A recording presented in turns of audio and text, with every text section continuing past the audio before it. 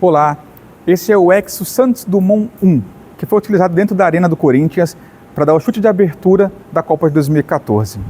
Um paciente paraplégico há vários anos colocou um capacete que tinha uma touca embaixo dele com EEG, que lia atividade cerebral, mandava para um computador que decodificava e mandava os comandos para o Exo.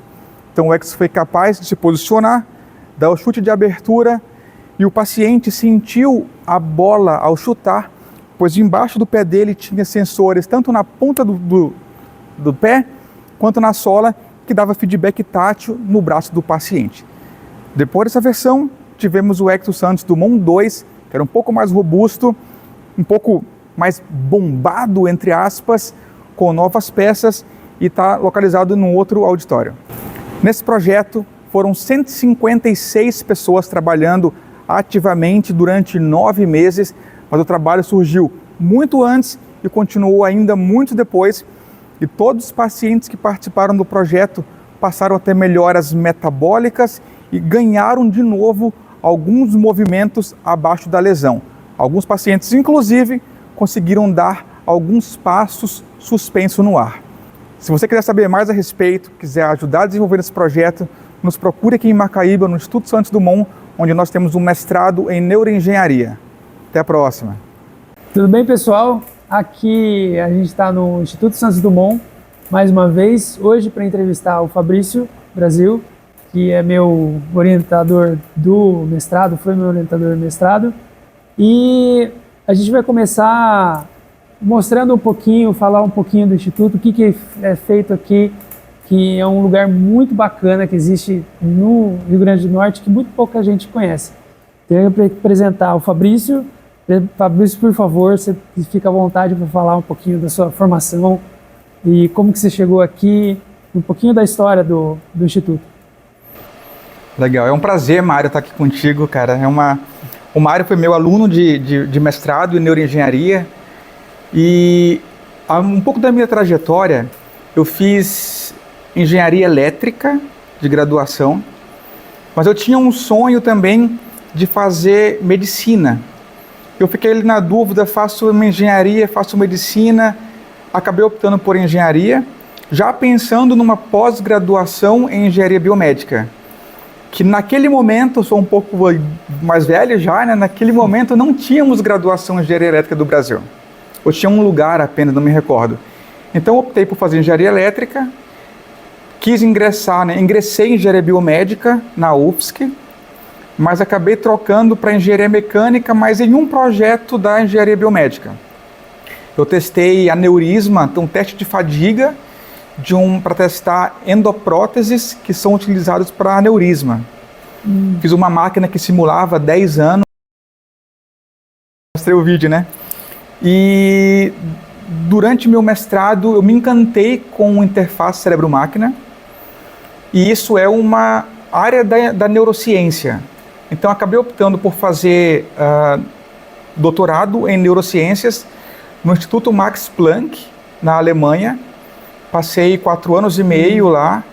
Então eu estudei como conectar, como trabalhar com a reabilitação de pacientes que sofreram AVC, né? A gente chama de AVE na academia, que é acidente vascular encefálico, mas todo mundo conhece mesmo por derrame, nem é por AVC. Então nossa ideia era trabalhar com reabilitação. O paciente, por exemplo, ele não conseguia mexer a mão dele, abrir e fechar a mão, mas ele conseguia. Vamos pensar assim, para ficar fácil de entender. A informação sai da última camada da cabeça, que é o córtex, e no meio do caminho ela tem uma obstrução, que é o AVC, onde teve o derrame. E a informação não passa mais até chegar no meu braço. Então, coloca-se uma touca de EEG, que é eletroencefalografia, que lê o sinal cerebral, manda para um computador que decodifica esse sinal e manda para uma órtese que está anexada ao braço abrir e fechar a mão do paciente. Então, eu fiz isso no meu doutorado. Na reta final, eu conheci o Miguel Nicoleles, que tinha um instituto, né? Tem, na verdade, aqui no Brasil, que é o Instituto Internacional de Neurociências Edmond Lilly Safra. E ele acabou me convidando para juntar, né, unir esforços no grupo dele, para criar o primeiro programa de pós-graduação em neuroengenharia do Brasil. Então eu vim para cá, na época nós éramos a AASDAP, aquela Associação Alberto Santos Dumont para Apoio à Pesquisa. E estou aqui desde 2013. Hoje a gente está aqui, então, no Instituto Santos Dumont, que está no interior de Macaíba. As DAP acho que era em Natal, né? Era em Natal. Era em Natal. E o que aconteceu de lá para cá? Como é que foi essa evolução? Legal. Na verdade, a ASDAP ela tinha um prédio em Natal, um prédio em Macaíba e um prédio em São Paulo, que era o administrativo. Eu trabalhava em Natal e já tinha aqui o que a gente chamava do prédio pequeno, que era onde fazia pesquisas com animais, né, roedores e saguis, primatas não humanos. E tinha aqui o prédio onde nós estamos agora, que é um prédio gigante, né, tem 11 mil metros quadrados. E a ASDAP, ela era uma associação, uma OCIP, que era uma organização privada sem fins lucrativos, que dependia de doação. E em 2014, nós nos tornamos uma OS, que é uma organização social. Isso que é diferente de uma universidade federal, por isso que ela...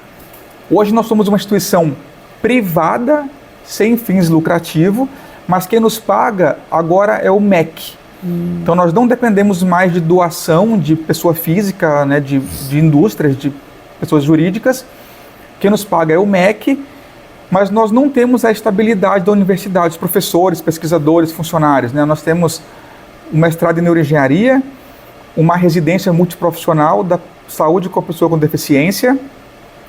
Temos um prédio de pesquisa, que é onde nós estamos, que é o INELS, Instituto Internacional de Neurociências Edmund Lilly Safra, e o prédio de saúde, que se chama Centro de Ensino e Pesquisa em Saúde, ou CEPS, que fica Anita Garibaldi. Mas hoje nós estamos unindo já bastante os dois grupos, que o Anita cresceu tanto que parte dos atendimentos que eram feitos lá são feitos hoje dentro do ISD. Foi para o primeiro andar ali, né? Está no primeiro andar, exato. E quais são as grandes áreas que o Instituto pesquisa? Eu vim para o Instituto de Neuroengenharia, fui para a área de reabilitação, então meu projeto é uma cadeira que fica em pé, aliás foi ideia de vocês, para a gente seguir nesse caminho, mas eu sei que são várias outras áreas, tem os nossos colegas aqui, o pessoal da biologia e tal. Quais são as grandes áreas que o Instituto trabalha? Nós temos hoje, Mário, um mestrado de neuroengenharia, ele tem duas grandes áreas. A primeira é de interface cérebro-máquina e a segunda de neuromodulação. Para entender melhor, interface cérebro-máquina, aquele exemplo que eu dei, acho que é legal, de uma pessoa que perdeu o movimento da mão por um AVC, mas ele imagina fazer o movimento, eu mando para um computador que decodifica e para uma órtese que está aqui, é como se fosse um exoesqueleto anexado ao meu braço que ainda existe, né? E abre e fecha a mão para mim fazendo essa reabilitação. Dá para fazer isso com uma pessoa caminhando, dá para fazer uma interação com o computador. Por exemplo, uma pessoa que tem esclerose lateral amiotrófica, ou ELA. O ELA é uma doença super impactante para a vida de uma pessoa. Estávamos discutindo ontem à noite, inclusive, que um colega descobriu ela com 24 anos. 24 anos, e uma outra com 33, 34 anos. Ela evoluiu do diagnóstico para ficar na síndrome do encarceramento em 2 meses. Nossa, muito rápido. Então, assim, nós podemos, através da interface cérebro-máquina, criar uma forma de comunicação alternativa para essas pessoas. Por exemplo, né, eu dei exemplos muito bruscos aqui, mas a doença ela pode demorar meses ou anos até a pessoa perder todos os movimentos. Mas quando ela vai para a cama, por exemplo, ela consegue, por exemplo, se comunicar utilizando algumas interfaces que nós criamos aqui, estratégias como P300, como SSVEP, né, que é o potencial evocado de estado estacionário, potencial evocado visual, no caso, eye tracking. Então, as pessoas conseguem, por exemplo, escrever uma carta, conversar com... Quero água, quero falar com o João, quero chamar meu médico. Consegue interagir através do movimento do globo ocular. A outra técnica, que é de neuromodulação, ela permite que nós consigamos tentar alterar o funcionamento do cérebro de alguma maneira. Vamos pensar assim, ó, uma pessoa com depressão, por exemplo. Nós tentamos excitar o cérebro para que ela possa ter uma vida normal. Uma pessoa com um transtorno do espectro do autismo. Nós estamos tentando agora 2 estratégias diferentes, para depressão também, inclusive, mas elas envolvem estimulação cerebral. Mas eu acho que um exemplo melhor para que todo mundo conheça, né, todo mundo talvez tenha ouvido falar já, é o Parkinson. O sintoma principal do Parkinson é o tremor essencial. Então você começa a tremer, até tremer tanto que tua vida fica inviável. E o médico, ele sabe que se ele te der um remédio, você pode melhorar muito, que chama levodopa. Só que o teu corpo passa a não responder mais a levodopa depois de certo tempo. Então imagina que um paciente começa a tremer e fala assim, ó, chegou no momento da levodopa, dá o remédio, pum, para o tremor. E depois de 2 anos, 3 anos, começa a subir o tremor de novo. Nesse momento, o medicamento não faz mais efeito. A alternativa seria utilizar estimulação cerebral profunda. Que é o que o Rogério faz. O Dr. Rogério faz aqui no Instituto muito bem.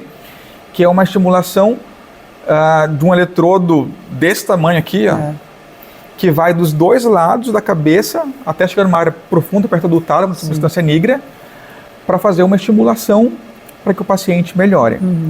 E inclusive vou dar uma curiosidade aqui para vocês, Mara. Leitores não, como é que chama? O pessoal que assiste os vídeos do Mário. Me fugiu o nome agora. Seguidores do Mário. Olha só, uma novidade para vocês.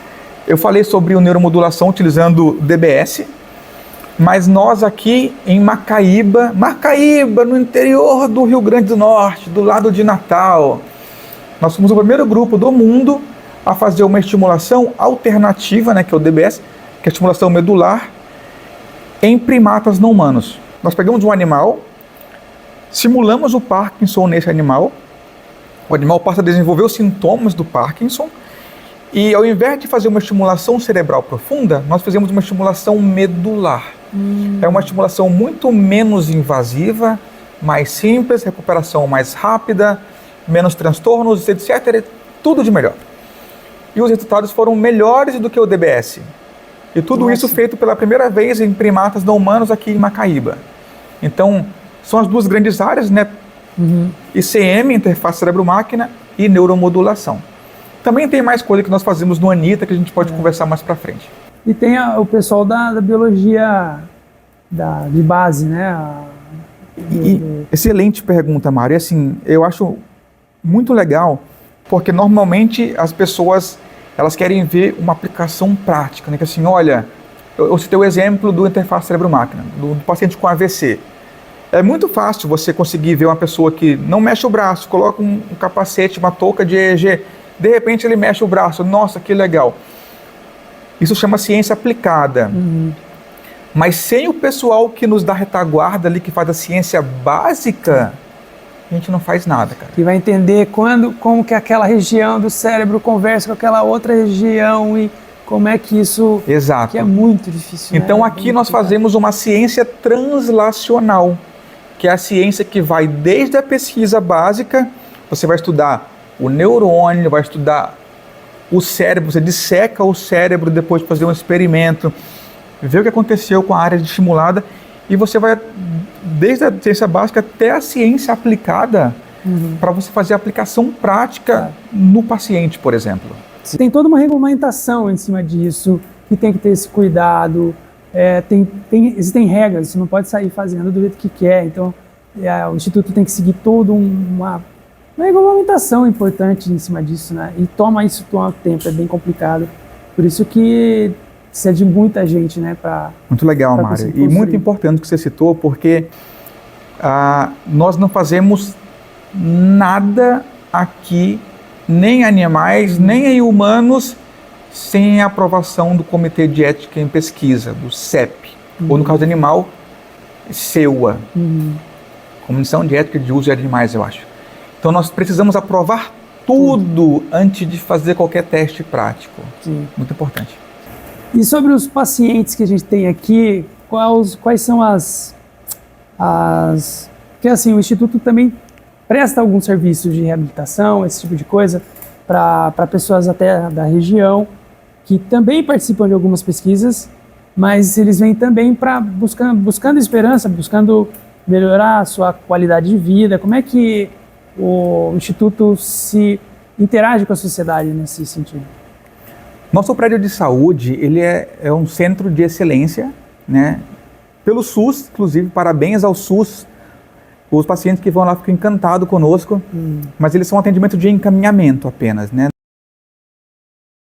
Nós começamos lá trabalhando principalmente com pessoas com gestação, problema na gestação, saúde materno-infantil. Nós tínhamos mortalidade infantil muito alta em Macaíba. Depois que passamos a atender, reduziu drasticamente, está muito abaixo da média do Brasil.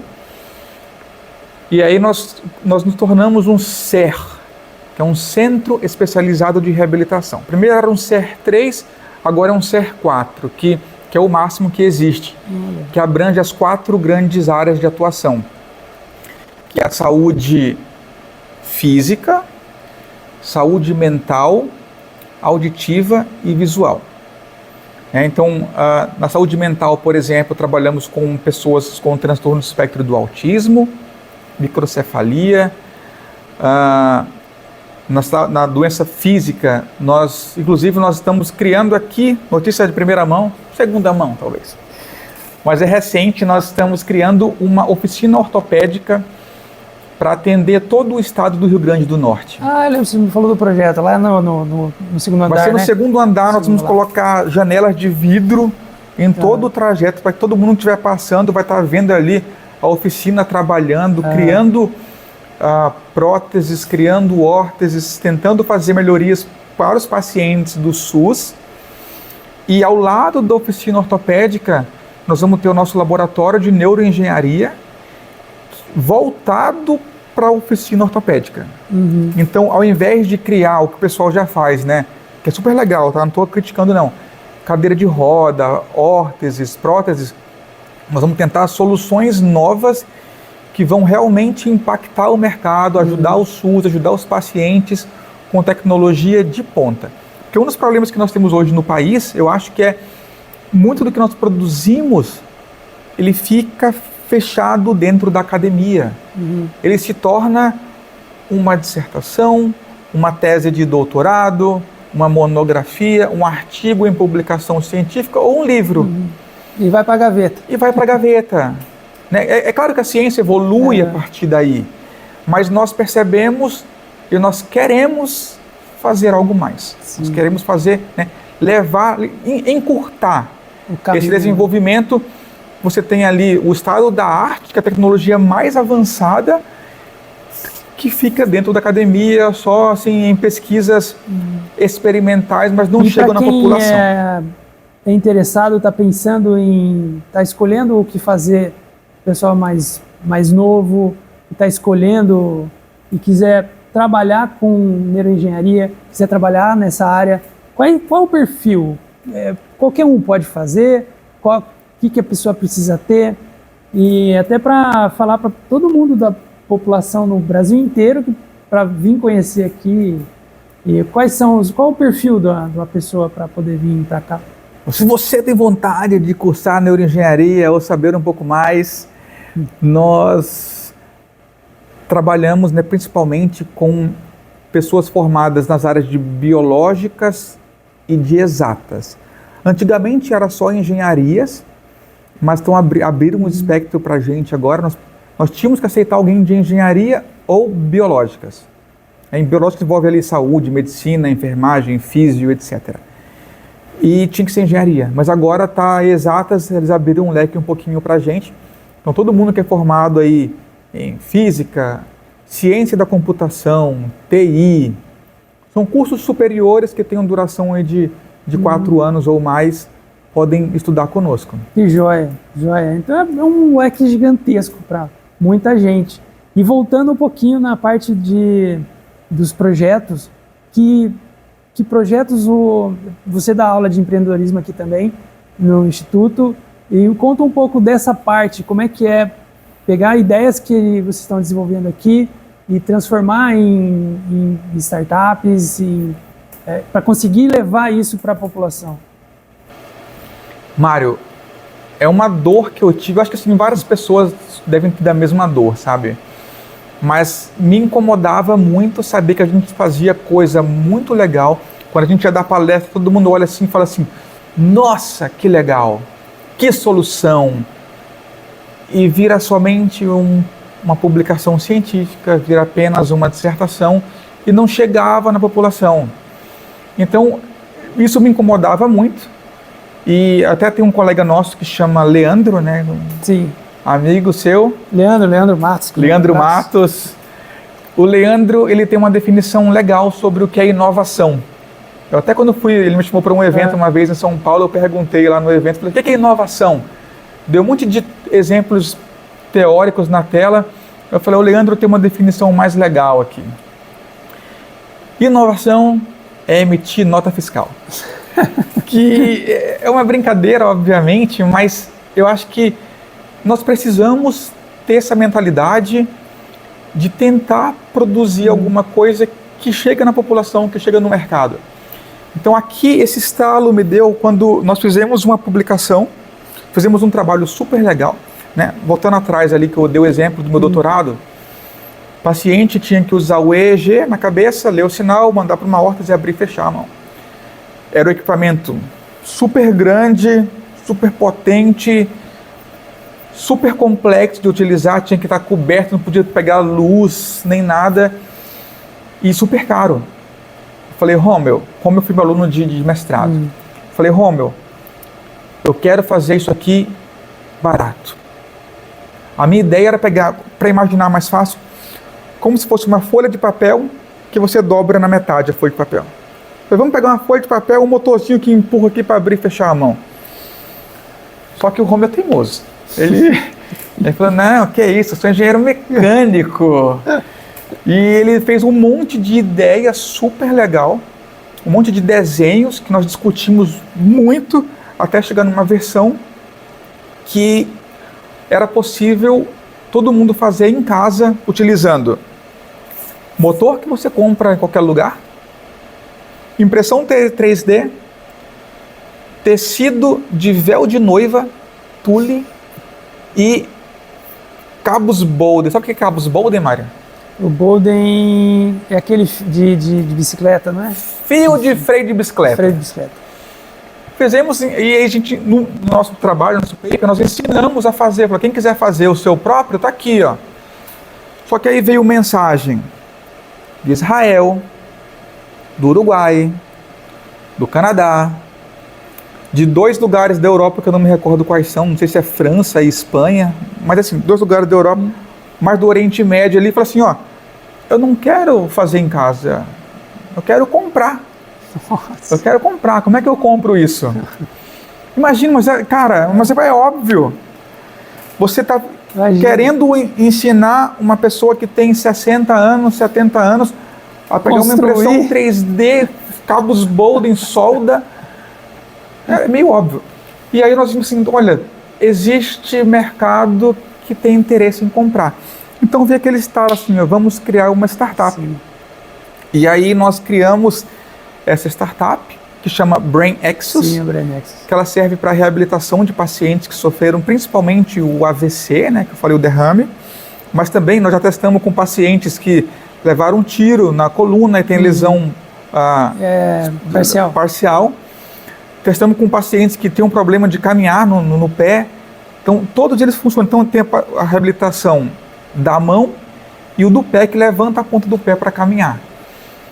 Fizemos essa startup, fizemos uma outra que chama Stimuli, também com o Leandro, né, Leandro Matos. E o Stimuli, ela trabalha com pessoas com transtorno do espectro do autismo. A ideia é mensurar, né, medir a atividade cerebral de uma criança que tem autismo e comparar com uma criança que não tem autismo. Hoje nós sabemos assim, que tem, no nosso classificador, ele já mostra que tem, em alguns casos, a nossa inteligência artificial, ela olha o EEG e fala assim, ó, essa pessoa aqui tem 98,6% de chance de ser autista. E é autista. Então é um classificador super legal. Sim. E nós queremos utilizar uma técnica de neuromodulação para normalizar essa atividade cerebral, porque a criança com TEA, a cabeça dela, na atividade cerebral funciona de maneira diferente. E, de novo, mensurar com o EEG para ver o que mudou antes e depois da estimulação. A estimulação que demora 3 semanas e depois, dependendo de como é que vai ser a atividade de cada criança, vai ter uma dose de manutenção, que pode ser, por exemplo, 1 vez por mês, 1 vez por semana, 2 vezes por semana, não sei, depende de caso a caso. Só que, especificamente dentro da nossa área, é muito caro. E nós dependemos de órgãos regulatórios, como a Anvisa, Inmetro, a Anatel, e tudo isso envolvem gastos extremamente elevados só para certificar. Então nós temos demanda gigante de pessoas com TEA principalmente, querendo utilizar nas suas clínicas, mas nós não podemos vender ainda porque não temos a certificação. Mas nós estamos na perseverança ali, cara, sabe? Eu acho que você perguntou sobre de onde surgiu o interesse de inovar. Eu acho que todo empreendedor ele tem que ser muito resiliente, porque inovação, empreendedorismo é você ali perder horas de sono, tentar várias vezes e persistir para que se torne realidade. Então, pensando nisso, a tua matéria, a matéria que você ministra de empreendedorismo, tem esse foco? Essa foi uma disciplina que nós criamos aqui depois que eu passei a empreender. Eu acho que assim como essa dor era muito pessoal, alguns alunos compartilhavam da mesma dor. E normalmente nós somos estimulados, né? Acho que estimulado é a palavra errada. Nós estamos acostumados a pensar que você ingressa no mestrado ou no doutorado para virar professor. E isso é uma máxima que ela é errada, né? Fora do país, por exemplo, é muito habitual você fazer mestrado e doutorado e ir para a indústria. E até algumas universidades, por exemplo, ano passado nós tivemos uma palestra aqui no nosso simpósio de neuroengenharia, que é anual, todo mundo está convidado. Esse ano vai ser o 10º simpósio de neuroengenharia. Recebi o... Tivemos uma palestra de um professor do Canadá, que veio para cá, e o instituto que ele trabalha lá, a universidade, também tem 10 anos. Só que em 10 anos saíram 800 startups da universidade, que chamam spin-offs. E eu perguntei assim, professor, mas é normal isso? Isso é possível? Né? Assim, ele falou, não, é tudo tranquilo. Falei, mas vocês, professores, vocês fazem parte? Ele falou assim, ó, o projeto depende do aluno. Então, o aluno pode criar por conta própria normalmente, mas a maioria das vezes eles chamam os professores para encorpar, ganhar força ali, né, para o projeto ter mais chance de sucesso. Então, ele falou assim, eu, por exemplo, faço parte de inúmeras startups, algumas já deram sucesso, outras estão nessa trajetória aí de tração. E aqui a gente está num estágio muito incipiente ainda, nós estamos trabalhando com essa mentalidade nos alunos. A disciplina, ela ainda tem uma aderência pequena, eu acho, para o nosso potencial. A gente faz aqui coisa muito legal, cara, coisa de primeiro mundo. Só que todo mundo continua pensando em virar professor, tá? Fiz mestrado para fazer doutorado, para virar professor. Só que tem aluno que saiu daqui e estão com startups aí, ó, decolando. Né? Que é lindo de ver, lindo de ver. E a startup vai virar uma empresa que vai gerar impostos, que vai empregar, que gera prosperidade, né? E aí até a plateia aqui, né, nos deu uma corrigida dizendo que inovação, na verdade, é a criatividade. É a criatividade que gera nota fiscal. Que gera nota fiscal. Se tornou para gerar nota fiscal. É isso aí. Eu acho que é isso, gente. Foi muito legal. Muito legal ter você aqui, Fabrício. Aliás, ter recebido eu aqui e a gente falar um pouco aqui do Instituto, tudo que vocês fazem. É um lugar, é uma pérola aqui no meio do Brasil, aqui, muito legal. É o único mestrado em neuroengenharia da América Latina, né? Acho que é. E em breve vai ter doutorado, se tudo der certo, né? É isso aí. Obrigado, Fabrício. Se quiser fechar também. Obrigado, Mário, pelo convite. Te agradeço demais. E quem não conhece o Mário, ainda quem não conhecia profundamente, o Mário tinha um problema quando aluno aqui, que era ter muitas ideias. Eu falei, Mário, o problema é que a gente tem que focar, Mário, foca. Então, gente, quem quiser conhecer um pouco mais sobre o que o Mário faz, o Mário tem 15 projetos. 15 projetos só de acessibilidade para cadeirante. Agora não, agora 15 não, 14, porque um a gente lançou ontem, que foi a Cuba. Foi a Cuba, né? Miriam que está atrás das câmeras aqui. E um projeto que já saiu do papel, virou produto, está nas indústrias. Está vendendo aí. Está vendendo, então tem ali 14 que estão engatilhados. Agora são 14 que estão na fila. Tem mais um monte de projeto que não envolve acessibilidade. Também. Então sigam o Mário e vocês vão descobrir muita coisa, gente, tá? E Mário, as portas estão abertas aqui. Todo mundo também que tiver dúvidas, quiser conhecer um pouco mais sobre o Instituto, sobre os projetos, sobre neurociências e neuroengenharia, as portas estão abertas. Nós ficamos a apenas 15 quilômetros de Natal. Da minha casa aqui de carro eu gasto 25 minutos. Então, assim, vocês podem morar, né, onde vocês quiserem, obviamente, mas o mestrado é presencial. Mora na praia. Pode morar. O Mário mora na praia, tem uma vida muito boa. Mas é isso aí, gente. Obrigado, Mário, pelo convite e até a próxima. Valeu, obrigado, Fabrício. Eu que agradeço.